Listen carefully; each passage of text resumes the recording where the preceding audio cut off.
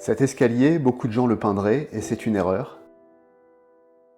On prend une pause chantier et je te montre comment révéler tout son potentiel et le rendre plus résistant dans le temps.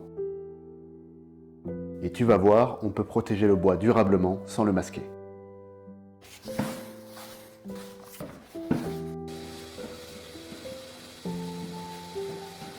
Les enduits viennent d'être refaits et j'aurais dû protéger l'escalier.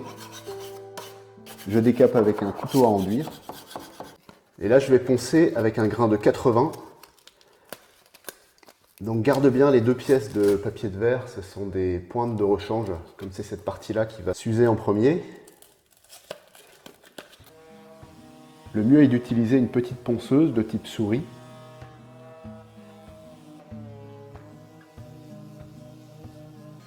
Le ponçage est une étape qui demande du temps mais qui fera toute la différence. Et je termine avec un abrasif manuel dans les angles. J'ai bien dépoussiéré après le ponçage et je repasse avec un microfibre et un peu d'alcool à brûler. L'escalier est déjà méconnaissable.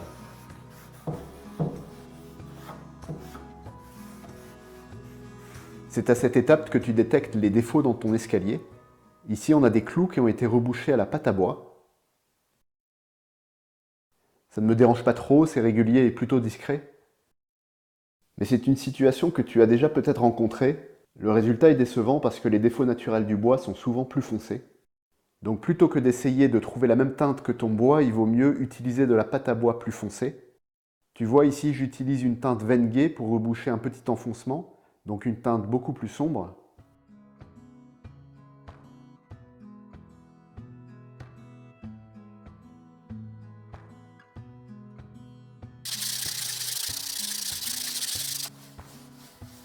Et le rendu est bien meilleur. Jusqu'ici tout va bien, mais il y a un défaut qui m'embête un peu plus.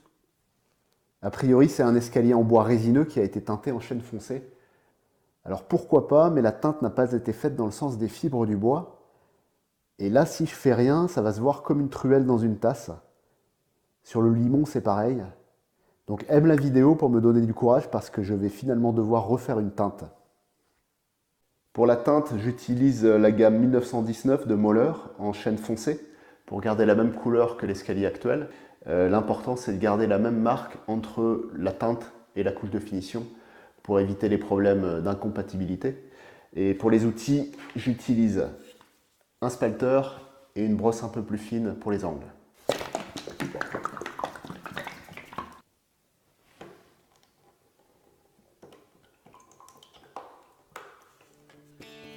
L'outil que tu utilises détermine la finition de ta teinte. Ici, j'utilise un spalter très grossier pour avoir un veinage très apparent. Mais si chez toi l'escalier est en bois noble, il vaut mieux utiliser un spalter très souple, voire de la mèche de coton, pour garder le dessin naturel du bois.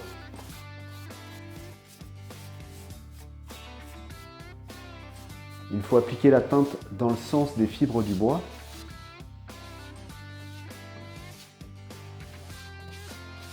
Ne mets pas trop de produit et prends bien le temps d'égaliser.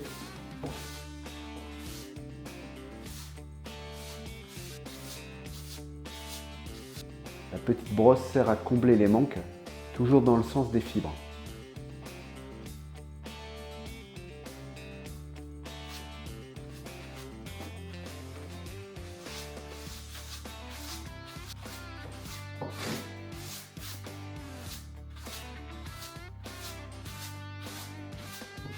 Et pour le limon, je triche un peu, je fais des mouvements horizontaux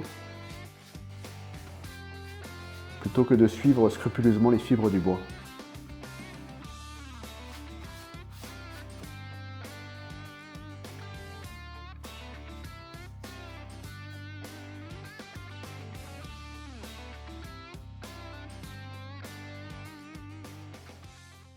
La teinte est la couche qui met le plus de temps à sécher. Ici, j'ai carrément laissé sécher la nuit. Elle doit être parfaitement sèche au toucher avant de continuer. Je réalise un égrenage très léger avec un grain de 240. Je dépoussière avec un microfibre et un peu d'eau. J'applique maintenant le fond dur pour fortifier le bois. Et pour ça, j'utilise un spalter beaucoup plus souple pour avoir une surface bien lisse.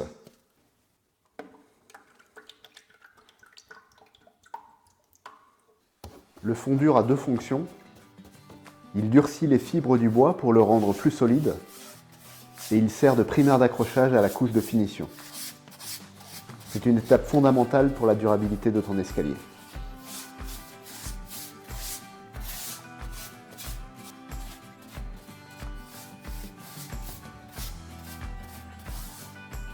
Comme pour la teinte, j'applique le produit dans le sens des fibres.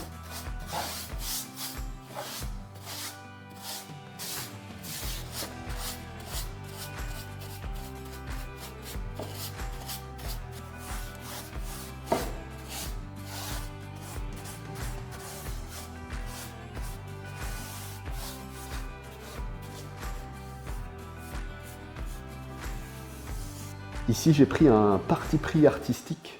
N'ayons pas peur des termes. Il y aura une rambarde en chêne clair qui va contraster avec le chêne foncé et le mur blanc. Donc ça, ce sera l'objet d'une future vidéo.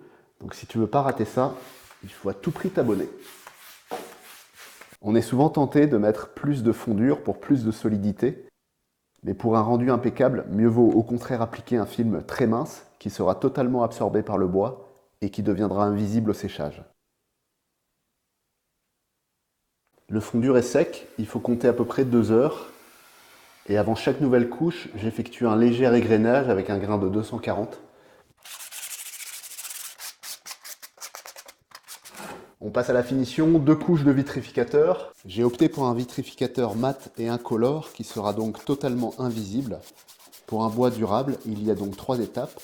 La teinte colore, le fond-dur bloque et le vitrificateur protège.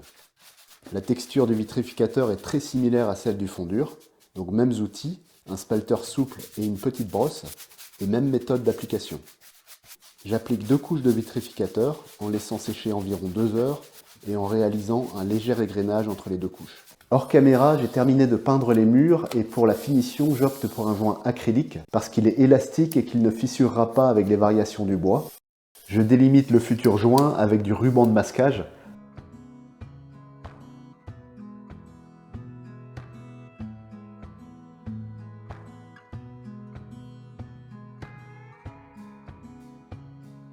Je décolle immédiatement le scotch haut en contact avec l'enduit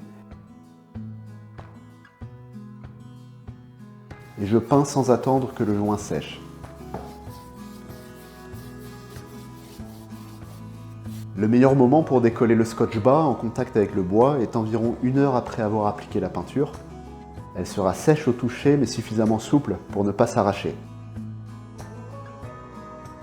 Ça y est, la première phase du chantier est terminée, la peinture c'est bien, mais maintenant tu as une autre option pour rénover ton escalier.